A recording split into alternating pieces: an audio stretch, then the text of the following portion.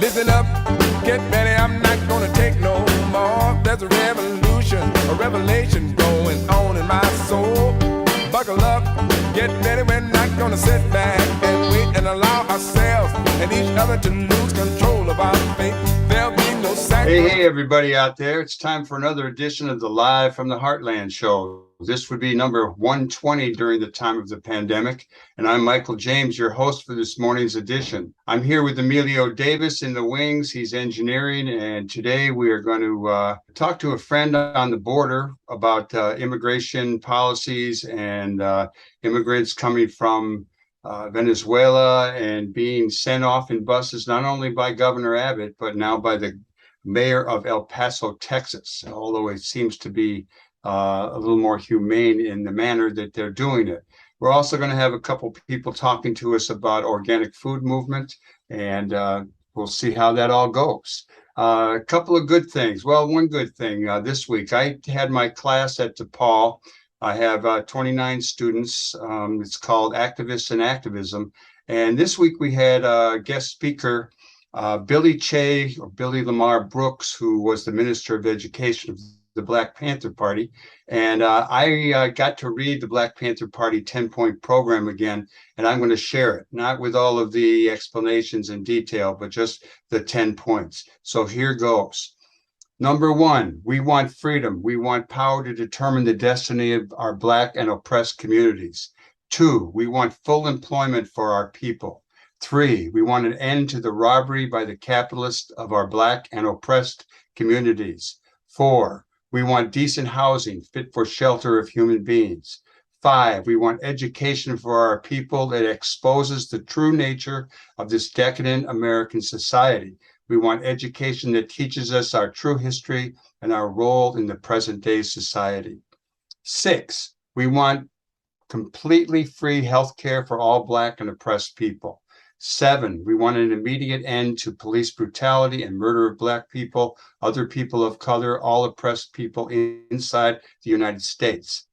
8, we want an immediate end to all wars of aggression. 9, we want freedom for all Black and poor oppressed people now held in U.S. federal, state, county, city, and military prisons and jails. We want trials by jury of peers for all persons charged with so-called crimes under the laws of this country. And 10, we want land, bread, housing, education, clothing, justice, peace, and people's community control of modern technology. Okay, I'm pretty much for all that still. That's from the late 60s. And they do have more content to it. I would say if you're interested and you really want to get it and apply it in your life, go to Google it. Wikipedia is where I took it from. Okay, on the voting front, we've been talking about it a lot. If you want to get involved, I would try to hook you up. You can, if you want to help turn out the vote in some place, particularly here in Illinois, in areas where we have some Supreme Court races, you can contact me at fatback@aol.com, and I will forward it to Katie Hogan, our co-host sometimes and producer, who is actively full tilt working on the coming election. On the health front, CDC Director Walensky reluctant to agree with Biden's "the pandemic over" remark. Biden did say the pandemic was over. He's taken some heat about it, but Walensky says we're in a very different place now. Bivalent COVID shots are critically important to moving forward. Long COVID is still a big issue. 23 million Americans still have neurological impairments and other disabilities, including seizures, blood clots, heart conditions, and brain fog, as well as, as a result of a prior COVID infection. People don't seem to be wearing masks as much, although sometimes I see them in abundance. I think what Biden probably meant was we've come a long way. Clearly, we have a long way to go. So take that, everybody. Be careful wherever you are and know that we are still dealing with some challenges on the health front. On immigration, you've all heard about the governors of Florida, DeSantis, and the governor of Texas, Abbott, shipping people off to Martha's Vineyard and other cities. they're getting sued for shipping out immigrants to Martha's Vineyard with false promises of jobs and shelter. We're going to talk to Steve Yellen in a few minutes, and we'll hear what's going on then on the border in El Paso. On the labor front, Home Depot workers in Philadelphia have filed a petition with the Federal Labor Board to form what could be the first store-wide union at the world's largest home improvement retailer. Internationally, everywhere you've heard it, Trump, his children, and businesses are in the sights of the New York Attorney General Letitia James for fraud charges. On the sports front, the Bears were really embarrassed by the Packers. Lonzo Ball is getting a second knee surgery. He's the future is uncertain for the Bulls guard. And I got to say, I've been watching the White Sox closely all summer. I had high hopes, but they appear to have fallen from taking over the first place slot. I was at the game on Tuesday night, went into extra innings. We got beat. Wednesday night, they got beat. Thursday night, they got beat. All that was by the Cleveland Indians, who are now 5 or 6 games in front of us. Cleveland's a nice town too, but somehow we'll hope for a miracle. And the Cubs next year. Okay, little history. September 24th, 1789 was the day the Supreme Court was established with 6 justices who served until death or retirement. And back then, life expectancy wasn't much over 30 years old. It's ironic how much damage the Supreme Court has done and still has the potential to do in the coming years with its current right-wing extremist bench. Around the world, Putin is getting in a rough place. He is now mobilizing 300,000 troops, I think, to send to the war in Ukraine as thousands flee Russia and protest in the streets to avoid the draft. And a lot of activity going on in Iran, a lot of fighting in the streets. Women are rising up to fight oppression. Okay, that's it for the little news shorts and a little bit of banter. I hope you're having a good morning or good whatever it is, wherever you're listening to this, whether it be on Loyola, WLUW 887, WLUW.org on Saturdays, or of course, youtube.com/Heartland Media anytime, and also on CAN TV, Google, and Spotify podcasts. Okay, we'll take a little break, get your coffee, hit the bathroom, whatever you got to do. We'll be right back with more Live from the Heartland after a short musical break.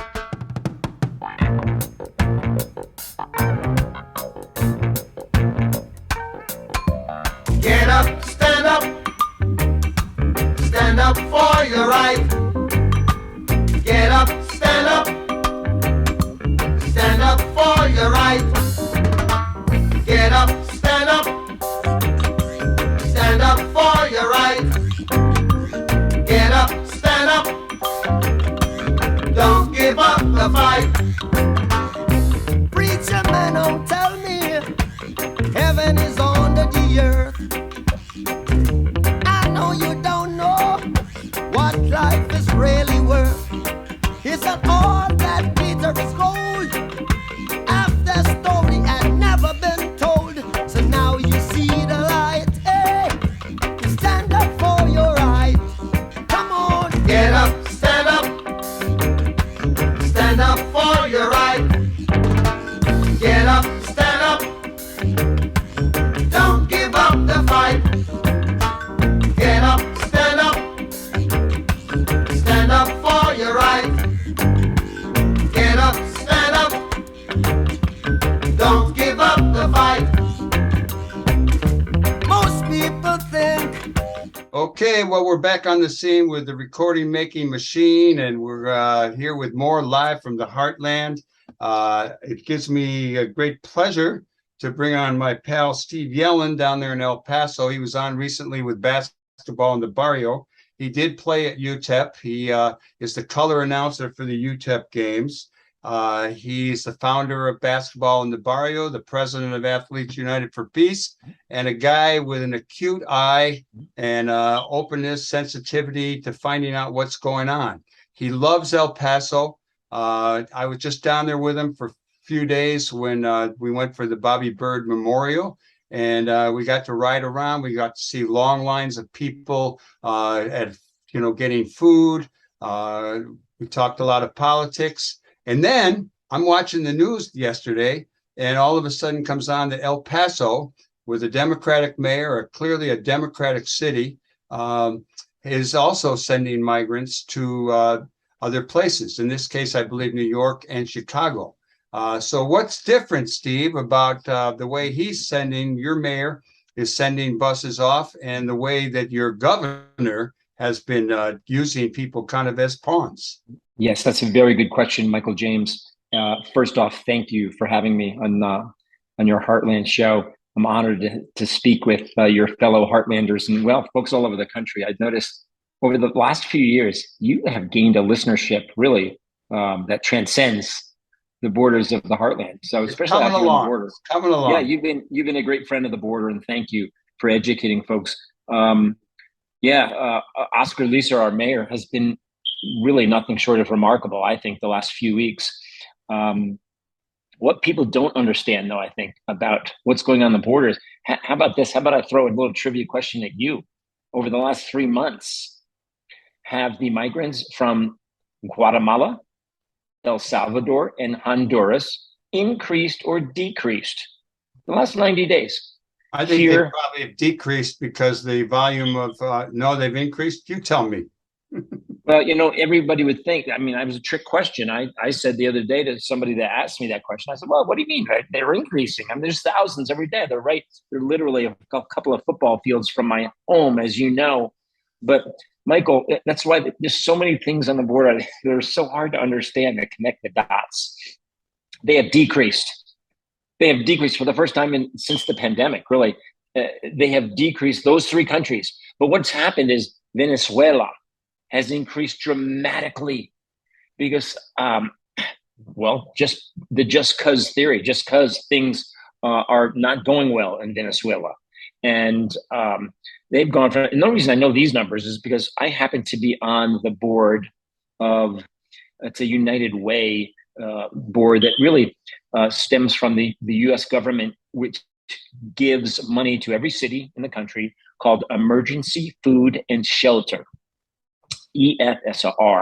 EFSP, Emergency Food and Shelter Program. And I happen to be on this little board with 12 of us, and we divvy out the money to the shelters here in El Paso once a year. It's a few $1 million for a city like ours. But recently, over the last few weeks now, Congress has given us $47 million, which has come to the county of El Paso. It's a lot of money now to render aid to the migrants. Now, where are they from? They're not from Guatemala, El Salvador, and Honduras, which is the usual for El Paso, okay? But they have actually, I don't know why they've decreased, but Venezuela has been unbelievable. It's gone from 6,000 3 months ago, 17,000 last month, Michael, 25,000 this month, and they're talking about October. They approximate it to be about 50,000. Can you believe it? It's a geometric progression, all right? Not arithmetic. All right. So this is pretty amazing what's happening on the border now. Your question, how has Oscar Leeser, the mayor, been different? He's been wonderful. He's gotten the chief of police. He's got the folks at CBP, the Custom Border Protection Organization, as you know, a U.S. government agency, and ICE, right? The folks come across the border. These are all legal, by the way. I want you to know that's what's changed from Trump to Biden. Before, a couple of years ago now, when President Trump was in charge, he would send back the asylum seekers, which was very odd. We thought here, that's part of our, the law is to allow asylum seekers to seek a better life, escaping political persecution or whatever, the danger of their families that have been put in. So what's happened now, though, is Venezuela's in such a hard situation. Again, these numbers, I only know them because of this little committee I'm on, this little board I'm on. Venezuela, they measure the poverty in two ways. Poverty, where you're still making it on your own, but you live with very low income, and then extreme poverty, where the government has to help you. All right, so check these numbers out. Poverty from 2006 in Venezuela has gone from 34% to 96% of the population. Wow. Extreme poverty, where you need the help, can't survive on your own without help from the government, has gone from '06 now, this last, 17 years, has gone from 9% to 76%. So they're all, in the recent months, the last 90 days, they've made their way, again, from 6,000 to 50,000 next month. So Oscar Leeser, the mayor, is working with the chief of police, with all our shelters, with the county. Again, we've just received $47 million to create a new processing center, make sure they're fed. There's 3 problems. I'm sorry, I'm going on and on here. No, it's good. It's good information. It's amazing. They need 3 things, right? Shelter, meals, and transportation. These asylum seekers from Venezuela already pretty much know where they want to go. They have a cousin, a friend, a sponsor, somebody in New York, maybe in Chicago. And we will only send them, our mayor will only send them, and has only sent them to where they want to go. Oh, I'd like to go to my cousin Michael James in Chicago. And we put them on a bus and we send them to Chicago or New York or wherever. The whole Martha's Vineyard story was totally different. All right. The governor of Florida just basically, all right, said, you're going to Martha's Vineyard. There was no sponsor there or connection there. So that's a big difference. Governor Abbott, I'm not sure. I really shouldn't speak to this because I'm not an expert. But again, I only know these things because I'm on this board that divvies out the money. And so I meet all the wonderful nonprofit people that take care of the migrants when they cross the border. Our city has been amazing. In the first few days, we had tents. The reason we had tents is because the wonderful folks from Dick's Sporting Goods gave out the tents. Unbelievably, like community first thinking company. All right. And help people get meals and sleep. And then we quickly went to work and got them to shelters. But the shelters have been, there's a lot of strain. It's overwhelming, the community shelters here. That's why we look to get them to their sponsors in other cities. So in a nutshell, that's what's been happening. The Venezuelans, and it's not going to stop. We're talking about another 25,000 people coming in the next few weeks. Well, that's a lot of information, Steve. I know that one of the things that keeps you motivated is your wife, Tracy, and she's pretty active in border work. Is she involved at all in any of this stuff with immigrants? Tracy is the CEO of the Paso del Norte Community Foundation, and it helps nonprofits of all types, right? Big emphasis on healthcare. She is so busy. I'm not sure how to answer your question. I'd have to probably call her secretary and get an appointment to be able to talk to Tracy to find out how she's involved and what she's doing. She's amazing. But yeah, she is a main cog in much of the nonprofit work that goes on here on the border. And she handles maybe, one of the second or third largest pots of money, here on the border. Yeah. But specifically, I'm just not sure, Michael. No, that's good. I don't need to know anymore. I know she's doing great work, as do you. Why don't you give us a little update on your take? We got a couple of minutes left on your take on how the Beto campaign is going. He's a good friend of yours. We had him on the show here through you. And last time I was down there, you and I went around getting pictures of you and various workers all cheering on Beto. Well, how's it looking down there for this election? Michael James, listen, the most important thing in sport, in life, in everything you do, I think Red Holzman, the old coach of the New York Knicks, used to say the greatest player on the court is a 6'11" first-round draft choice named Momentum. And I always love that quote because momentum is everything. You feel the energy and people want to hop on that train. And Beto right now has unbelievable momentum. He sells out gymnasiums with 2,000 people, auditoriums with 1,000, 2,000 people. You've seen that. You've been involved with political campaigns a long time, Michael, and you'd love it if 20 of your friends showed up to hear you speak at, the local alderman or even governor races and senator races. But Beto's selling out these auditoriums and gyms across. He works so hard, and boy, I tell you, he lost to Senator Cruz by 1% of the vote. And I think the difference this time is that we've signed up so many more new voters, about 7 million.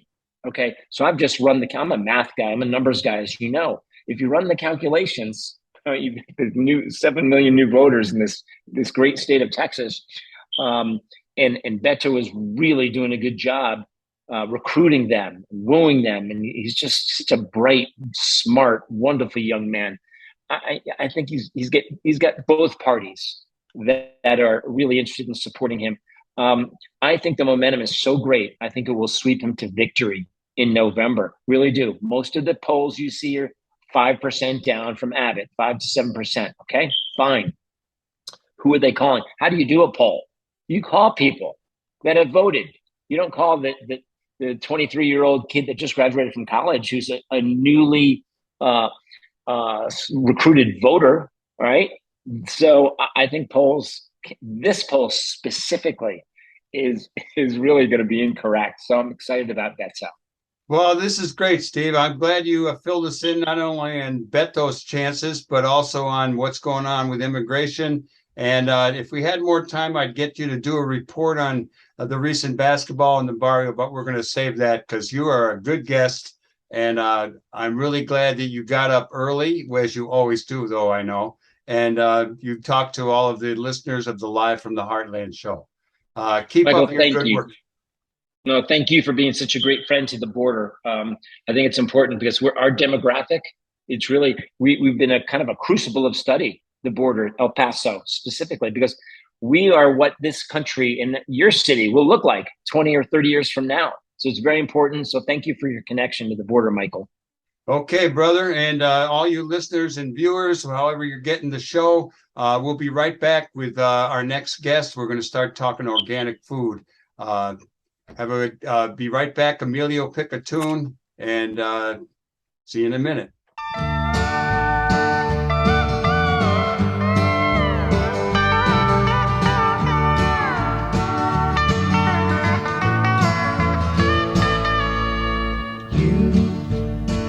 You are on the road, must have a code that you can live by, and so become yourself, because the past is just a goodbye. Teach your children well, their father's hell did slowly go by, and feed them on your dreams, the one they picked, the one you know by. Don't you ever ask them why. Okay, everybody, we're back. We're back for our second guest here on Live from the Heartland for the week of September 24th. And I'm really happy to bring on someone named Kevin Erickson, who I learned about from Katie Hogan, our co-producer, sometimes co-host. And she said, you know, they've got a whole lot of agricultural stuff going on over there at Loyola, and you may want to have this fellow on. And having been a member of the 4-H club, a head, heart, hand, and health guy, and always liked agriculture and still do, I'm really looking forward to this interview. So good morning to you, Kevin. Good morning, Michael. Thanks for having me on today. Good. So tell us a little bit about what you got going on over there. You know, I drive by Loyola. I used to run through there, walk through there. Pretty much it's now driving around. I don't see any fields of growing corn or, hemp plants or whatever, but I know you got something happening. How about sharing that with our listeners and our viewers? Sure. Thanks for asking. So we are obviously situated in an urban area of Chicago. And so our main campus, which is the Lakeshore campus, houses a large greenhouse, as well as an urban garden or a plot, which is about the footprint of a typical city lot. And so we don't have a lot of space, maybe compared to, suburban or rural areas. But the program allows us to hone in on a few methods and practices that are unique to a lot of urban agriculture. And those things would include hydroponics or aquaponics. We also do mushroom production. We have outdoor production of crops in our garden. And then we also sell everything at a local farmers market, being the Glenwood Sunday Market, locally here in Rogers Park every Sunday. And we've also run the Loyola Farmers Market, which is our own campus farmers market that we're hoping to bring back. So it's a very diverse type of experience that we're offering for students, and also noting that students want an experience outside of the classroom. They're begging to get outside and get their hands dirty and do real work. And so I think what's unique about this program is that we're providing somewhat of a real experience for them to actually engage in production and sell it to the community and get that validation and sort of feedback from customers. And it's a very holistic experience so that students can sort of learn the process from seed saving all the way to seeding and transplanting to planning out the year with the crops and successions and the harvests and projections, all the way to selling it and maintaining restaurant relationships and customer relationships. And we're also foodies. You know, we have to be able to describe great recipes for eating turnips if we want to be successful in selling turnips. And I can tell you right now, we sell a special variety of turnip called Hakurai, which is my absolute favorite. It's a really sweet, crunchy, great turnip, and we harvest them a little smaller, so they're a little more tender. But it's these types of conversations that we have to have with customers to help them understand seasonality, but also diversifying their palate a little more than what we might find in typical grocery stores. So I'm glad you brought up the turnips, because I'm a root vegetable guy. And back in the day when we founded and ran the Heartland Cafe for 36 years, I always wanted to develop a root vegetable hash. And so turnips was something we really liked. Beets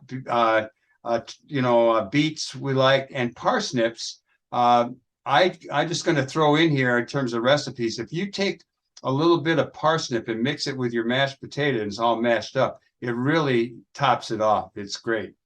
absolutely. Let me ask you, Kevin Erickson, how long has this program at Loyola been going? I didn't really know about it. I like to think I know a lot of what's going on, but this was great news to hear about this program. How long have you been doing it? Sure, the program's been in existence for about 10 years. And that has aligned with the time that we opened the Institute of Environmental Sustainability at Loyola University. So this is a specific department of the university that houses environmental science students and faculty. And so we offer an array of majors in environmental science, environmental studies, and even food systems and sustainable agriculture is one of those majors. So we have now blossomed a little bit, and we are now the School of Environmental Sustainability, which we have now added a graduate program.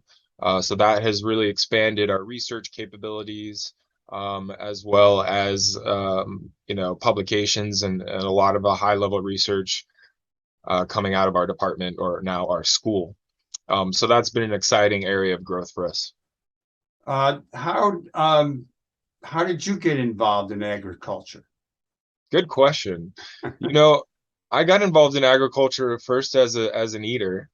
I think attending farmers markets while I was in college, and I think seeking out food, organic food or food that was grown locally was something, when I was in college, that it wasn't something you'd find in a grocery store. Now we probably take for granted the fact that a lot of grocery stores have organic sections. That wasn't always the case for consumers 10, 15, 20 years back. And so I befriended the farmers that I was buying produce from, and they invited me to come work on the farm for a day as a volunteer. And I didn't know what I was getting into, but I ended up working for a day and discovered that there were young people doing this work, which kind of blew my mind. My impression up until that point was that farming was done by, mostly older white guys on tractors. And so this was a real eye-opening experience to see younger folks who were really motivated and hopeful about changing the agriculture scene in a way that was more conducive to long-term success or sustainability. And so I think also combined with the fact that I grew up in mostly in a suburban environment, not around a lot of agriculture, and I felt a yearning for learning how to take care of myself. And so that could be fixing things, or that could be growing my own food or cooking for myself. I think a lot of young people feel this yearning for that sort of knowledge. And whether it applies in a career application or not, I think people are seeking the knowledge to take care of themselves and each other in a way that we don't have to depend on a huge service economy for everything to be done for us. So I think that was also maybe a deeper level of seeking something out that really aligns with the human perspective. What does it really mean to be a human being? And food is just a really important aspect of that. Kevin, how many students do you have? I mean, how many graduate students do you have, and how many classes are running with just undergraduates taking a class in agriculture? Sure. So we are offering sustainable agriculture, agroecology. We offer a class called Solutions to Environmental Problems, which is done in the foods sort of arena. And then students can also do an internship for credit in the urban agriculture program, where they can receive course credit for engaging in an internship, which is mostly hands-on type of work. Our graduate program started about 5 years ago, and I think we're around maybe 100 students at the moment, so we're growing. And so I think we're at the moment I'm working with about 5 graduate students in my program, and about 60 total students that work in the urban agriculture program over a span of a year. And that's broken down into semesters, where we have a group of about 20 students per semester. And the interns get to rotate through all the aspects of the program. So they get to try hydroponics, aquaponics, mushroom production, selling at a farmer's market, harvesting and growing in an outdoor environment, all within a span of 1 semester. So it's a really diverse experience for them. Well, this sounds like a great program. Are there other similar programs to this at other universities around the country? Are we in the vanguard here in Loyola at Rogers Park? Yeah, yes and no. I would say there are some programs around the country. I don't know of many programs that offer quite a unique sort of diverse experience in 1 semester working with teams. Kansas State, for example, has an urban agriculture program with graduate students. I'm not aware of programs similar to us in the state of Illinois, so I think that's something that really sets us apart.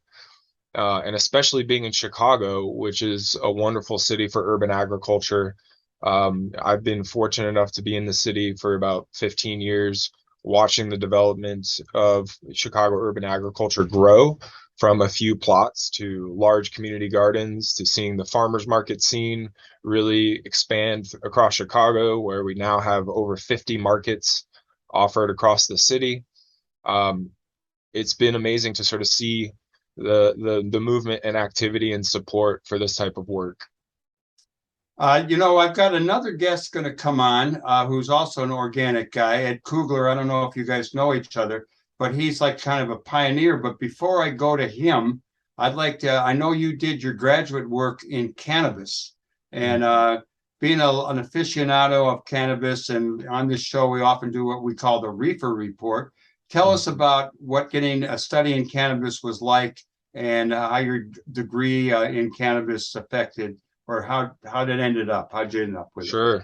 Sure. Well, it was an interesting process. Obviously, it was the first time that any cannabis had been grown on this campus, and that you knew of. Right. Well, it's true. Officially. And so, there were some unique sort of conversations that had to be had with administrators to make sure that this could be done safely and appropriately. And so we actually chose to grow industrial hemp instead of psychoactive cannabis, and mainly for the safety reason. Also, the cost of permits is very different with industrial hemp. So the purpose of this study was actually to grow hemp for flower production in highly contaminated soils with lead. And uniquely, these soils were from Chicago, from someone's backyard, as opposed to taking soil and just adding lead to it to artificially spike it. So it was sort of lead in high levels, but levels that we would find in Chicago. And at 2 really high levels of lead, I measured the uptake of lead into the flower material and other parts of the plant. And I use phosphorus as a way to mitigate uptake or reduce uptake into the plant. So my sort of theory was that we can produce hemp flower in these highly contaminated soils, potentially with the right amendments that could limit the ability for lead to actually move through the plant structure and be a contaminant. And so also along with those lines, I studied the variation of the cannabinoids that occur in the flower material at different heights. And this was sort of a novel study that hadn't been looked at in this sort of way. And the variations that we found across the plant height was very interesting. And I don't think that's something that's quite illuminated in the industry at this point, to where there are significant value components to the cannabinoids based on different heights. And that's certainly what we found in our case in this experiment. Well, Kevin, this has been great. I'm going to go look for my old poster that says "Grow Hemp for the War" from the Second World War. I think it's a reprint, but I'm looking forward to meeting you in person and having more discussion. And anytime you want to come on and give us a mushroom report, beet report, parsnips, turnips, the whole deal, you're welcome back. Okay. Well, thank you so much. I appreciate it. It was great chatting with you today. All right, everybody stay tuned. We're going to take a very short musical break, and we'll be back with more Live from the Heartland with a pioneer from the organic food movement here in Chicago, Ed Kugler. Be right back here on the left end of your dial, or however you're getting the show.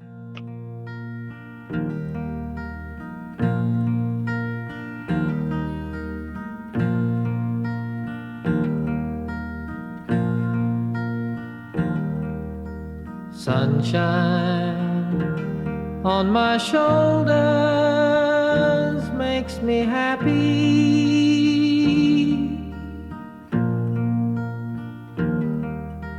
Sunshine in my eyes can make me cry.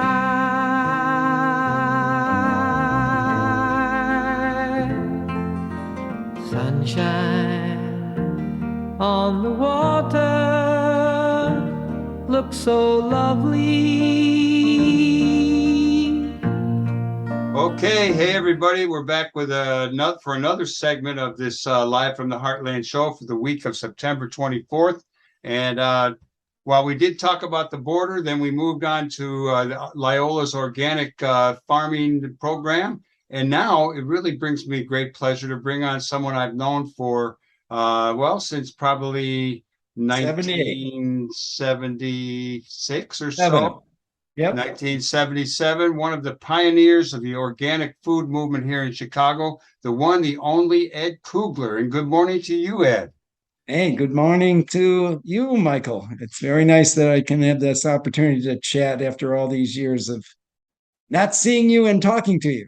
Yeah, well, it's been a number of years since we sold the Heartland, and then it's no more, but the spirit of it all goes way back, and you were a key figure in our lives. I had a sprout farmer.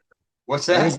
I was the sprout farmer for the Heartland Cafe for a period of time when I was from 78 to 81 is when I grew my sprouts. Yeah, we did, and I probably have some pictures of me and your sprouts somewhere, but we did a lot of mung sprouts, a lot of alfalfa sprouts. And, it was a new thing. I didn't grow up eating them except once in a while at a Chinese restaurant in my hometown.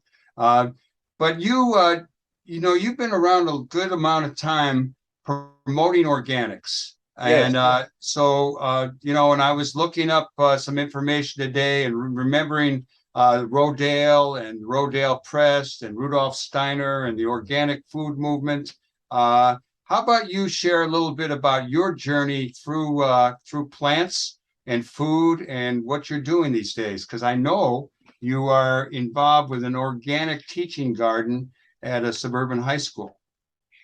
Well, not at the high school. The kids actually come to my house. And for 12 years, the environmental science classes, whether it be the AP section or the regular class, which were mainly seniors. So roughly 200 kids per year, except for the COVID years, which have been the last 3. So the garden has been planted by me the last 3 years, where the process was that the kids would come in the fall, and a class just left this morning. And What school? this is the Highland Park High School. Okay, Mr. Hill's class. Mrs. Hill was here first, and then Mrs. Peterson's class. So I've had 5 classes here.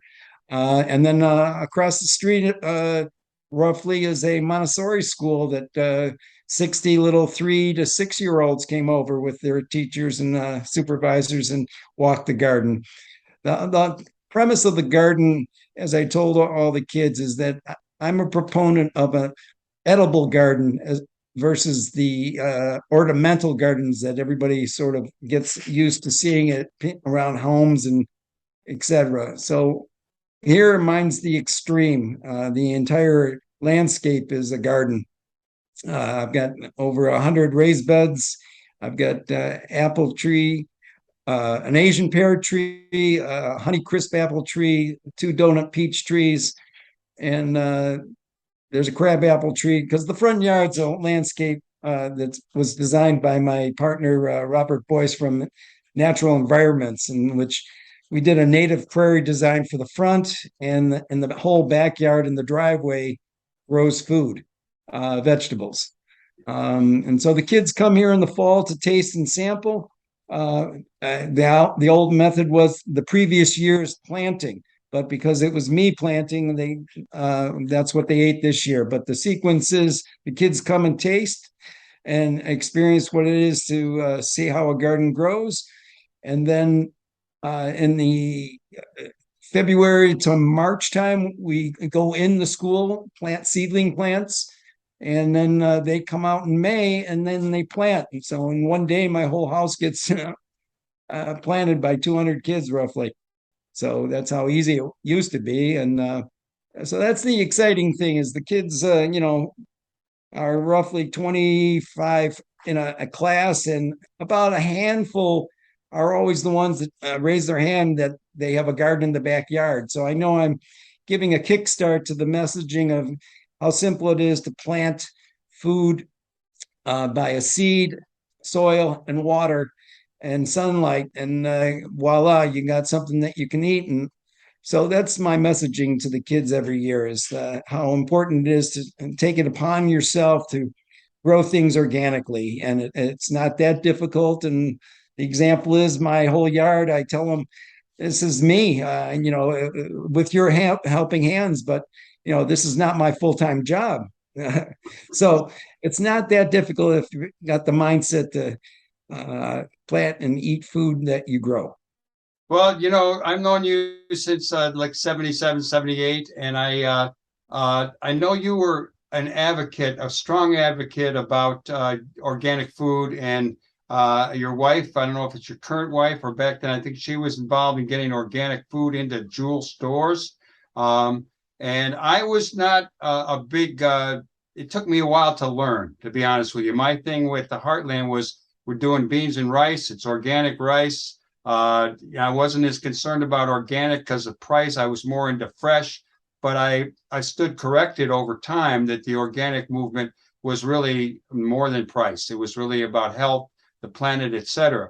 How about giving us a little picture of how you've seen organic food grow over the last, close to 50 years now? Because you've been involved in every step of the way here in Chicago. I will give you the quick version of my life. Basically, I went to Michigan State in 70 to 72 and learned from the hotel restaurant school there that taste and looks were very important.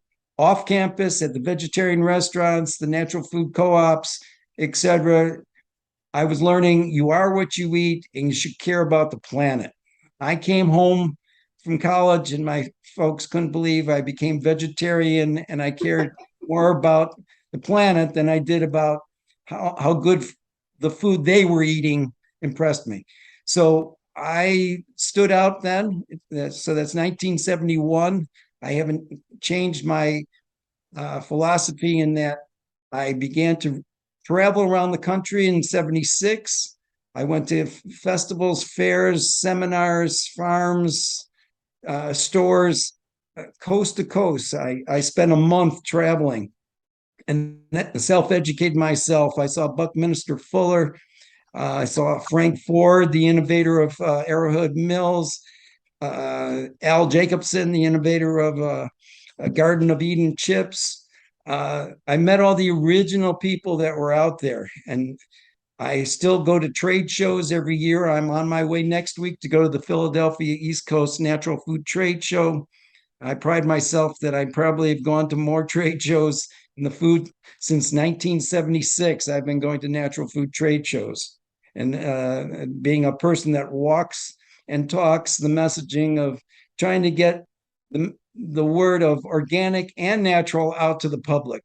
I created taste-a-thons coast to coast. And I used to, for over 5 years, travel around the country doing 15 to 20 events promoting natural food product line that I'd be giving away.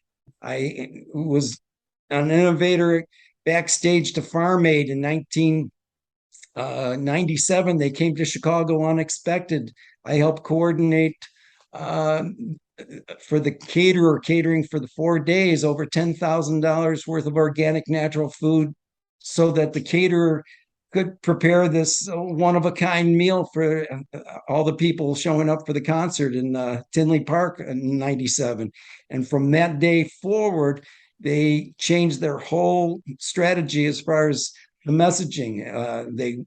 They saw the organic food pavilion that I created backstage that Neil Young actually mentioned on stage at one moment to emphasize the importance that you have to have a cause, as Neil Young said in life. And he saw the generation that he was talking to back then as not really having a cause anymore.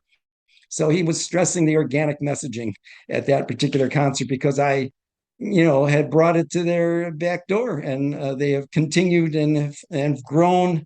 And my ex-wife, Sonia, as you mentioned, she still works with Farm Aid and procures and has created this homegrown festival component to Farm Aid. And they've actually changed the venues at major stadiums where they've been, where they now offer organic natural things when they've have done things at Super Bowl actually had one time, local stuff because of their efforting.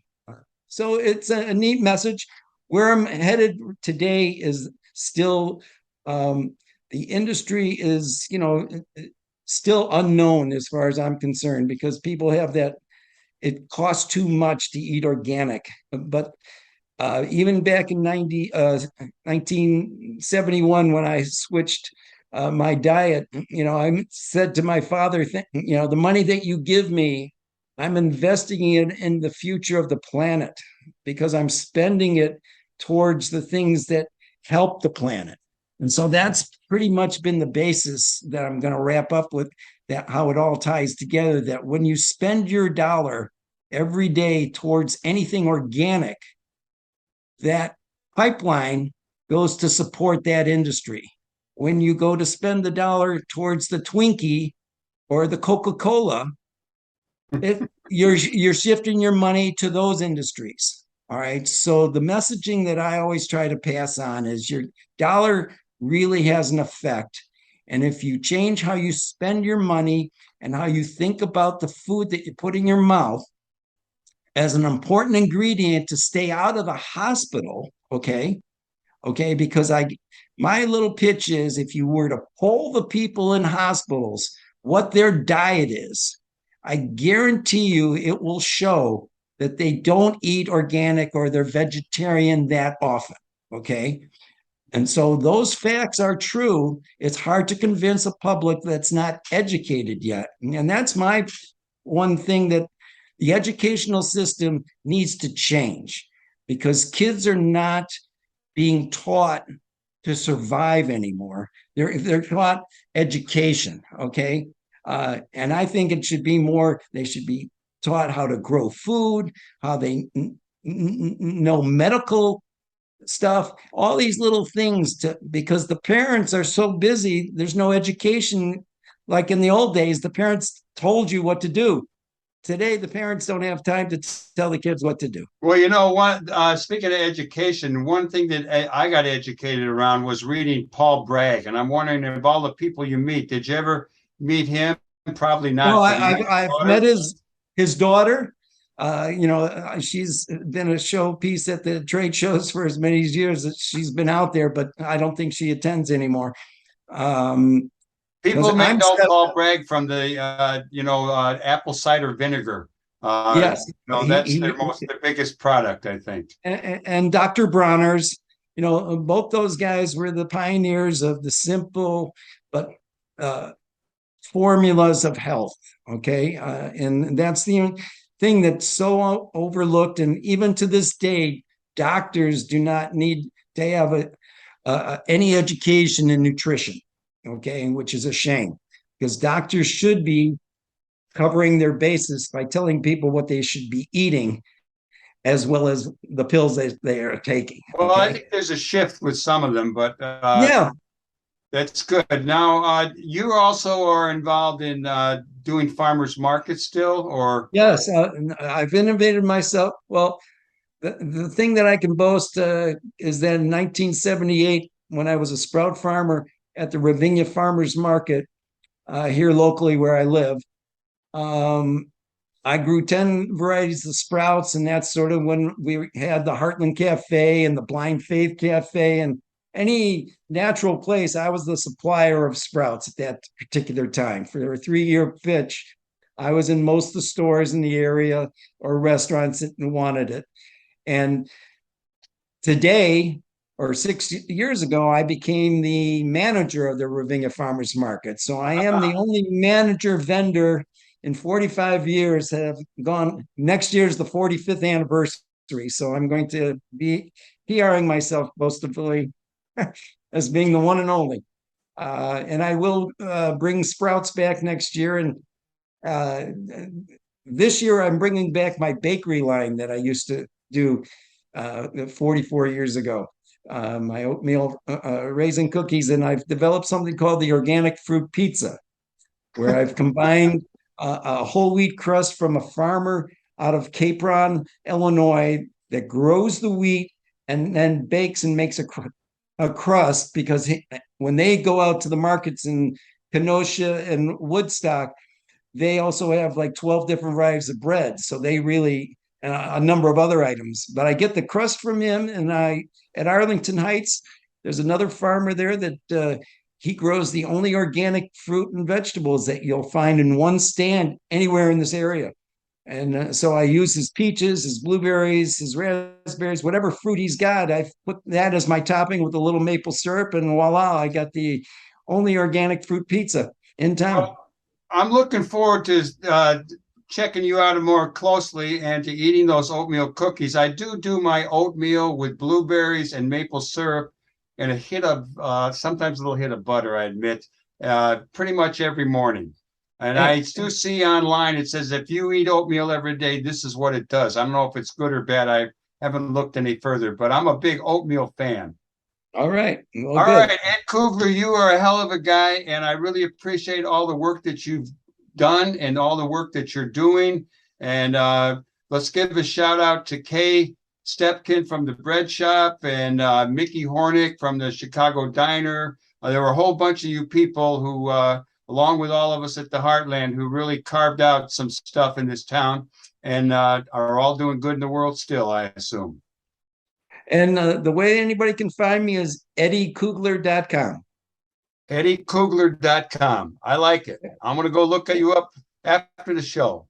All right, brother. It's going to be remodeled within another week. It will change up. Okay. Okay. All right. You've been listening Thank to you very much, Michael. Show. And we are brought to you every Saturday morning over WLUW 88.7 as well as WLUW.org. So we're aired and streamed, and you can get us anytime at youtube.com/heartlandmedia/videos. And so you can get that and send it around to your friends. And we'll be back next week. And I want to thank everybody who makes this show possible.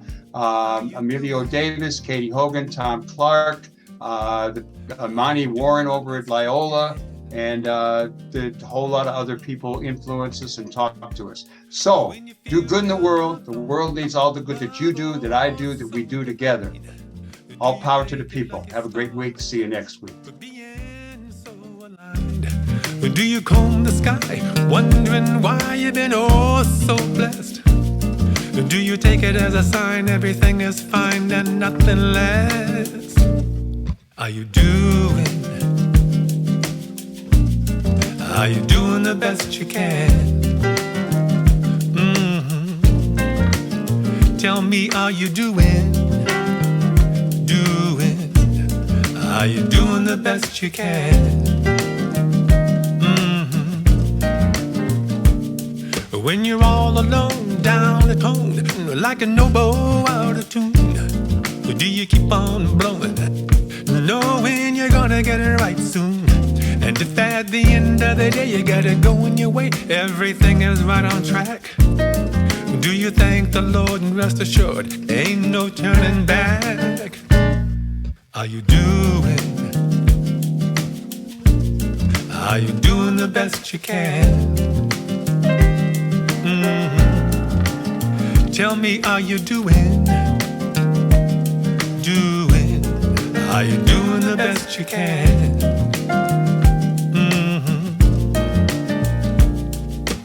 Over the mountain, under the big blue sky, you got a dream awaiting. I can see it in your eye. It may not come easy, but you know you've got a friend. I'll be by your side the entire ride. Just let me hear you say amen. Are you doing the best you can? Tell me, are you doing the best you can? Tout donne, est-ce que tu donnes le meilleur de toi-même parce que tu l'aimes? Tu donnes, est-ce que tu donnes le meilleur de toi-même si tu l'aimes? Tu donnes, est-ce que tu donnes le meilleur de toi-même quand tu l'aimes? Are you doing the best you can? Tell me, are you doing the best you can?